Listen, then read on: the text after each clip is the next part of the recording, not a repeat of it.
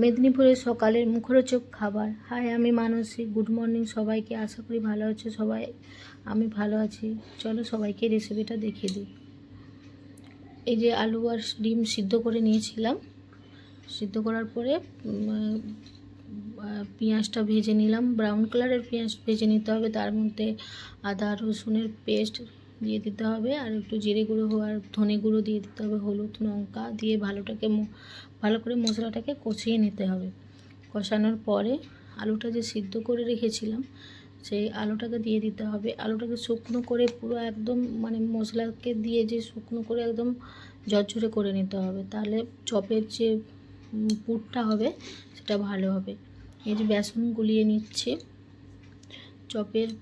চপের যে পুরটাকে ওকে শুকনো বেসন দিয়ে কিন্তু প্রথমে করতে হবে, নাহলে চপ ভাজতে পারবে না।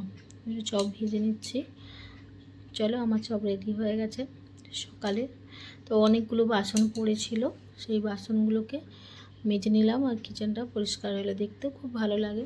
চলো এবার পুজো টুজো করে নিলাম। করার পরে এই যে এবার দুপুরের আবার রান্না, মুগ ডাল দিয়ে আর কুমড়ো শাক দিয়ে গাজর আলু টালু দিয়ে একটা রেসিপি করলাম। একটু পাঁচফোড়ন আর পেঁয়াজ দিয়ে একটু পাঁচফোড়ন দিয়ে সমরিয়ে দিলাম।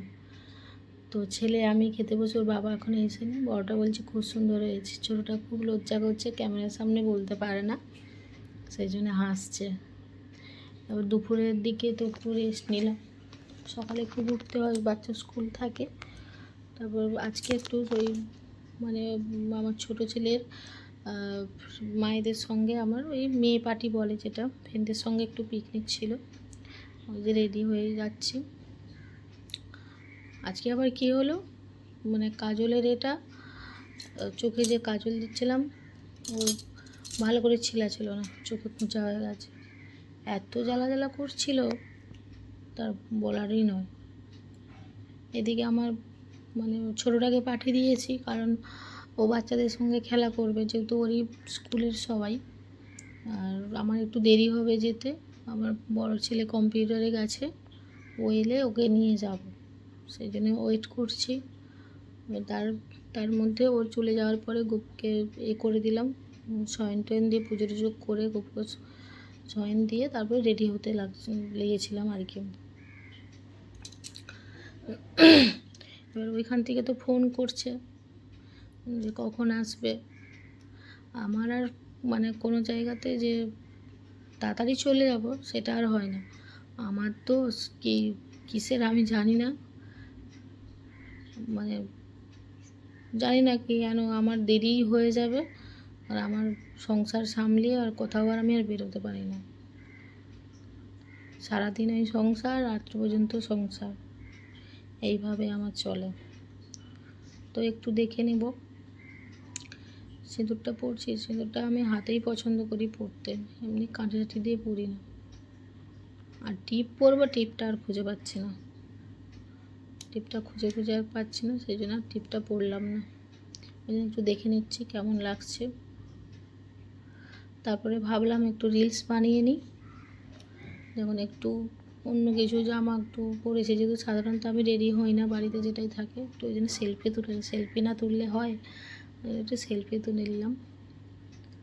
তারপর চলে গেলাম ওদের বাড়িতে। এ দেখছো নান আর চিকেন হয়েছে, তো ওই সবাই রেডি হচ্ছে, ভাজা চলছে, নান ভাজা চলছে। চিকেনটা আগে হয়ে গেছে আমার যাওয়ার আগে, তো সেখানে একটু সেলফি নিলাম। তারপর একটু রাত্রিও হয়ে গেছিলো, ওই জন্য বাচ্চাদেরকে খেতে দিয়ে দিয়েছে। তার মধ্যে আমার কাছে কল এলো, আমার বাড়িতে আমার ভাই আর একটা আমার বোন এসছে। ওদের বাড়িতে পুজো হয়েছিল, মন্দিরে দিন ধরা হয়েছিল, সেই জন্যে ওই জন্য আমার বরকে বললাম যে একটু তাহলে এসে কী খাওয়া দাওয়া করবো, একটু মাংস নিয়ে এসো।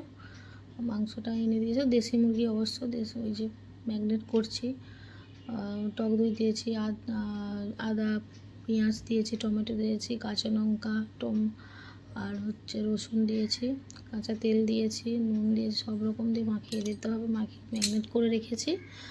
আর পেঁয়াজটা ভেজে নিচ্ছি তারপরে, কারণ সবতে পেঁয়াজ দিলে একদম মশলাটা গ্যাদগেদা হয়ে যাবে, পেঁয়াজটা ভেজে মাংসটা তুলেছি। আমার মাংস ফুটছে, মাংস রেডি। চলো tata, bye bye, good night.